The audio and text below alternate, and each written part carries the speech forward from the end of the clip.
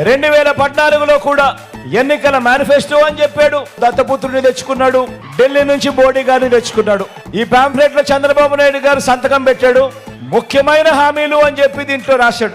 ఈ పాంఫ్లెట్ ప్రతి ఇంటికి పంపించారు. ఇందులో వీళ్ళు రాసిన విషయాలు: రైతులకు రుణమాఫీ చేశాడా, డ్వాక్రా పొదుపు సంఘాల రుణాలన్నీ పూర్తిగా రద్దు చేస్తామన్నాడు, ఒక్క రూపాయి అయినా మాఫీ చేశాడా అని అడుగుతా ఉన్నా. ఇంకొకటి, ఆడబిడ్డ పుట్టిన వెంటనే మహాలక్ష్మి పథకం కింద 25,000 రూపాయలు బ్యాంకులో డిపాజిట్ చేస్తామన్నాడు, ఒక్క రూపాయి అయినా డిపాజిట్ చేశాడా అని అడుగుతా ఉన్నా మిమ్మల్ని అందరినీ కూడా.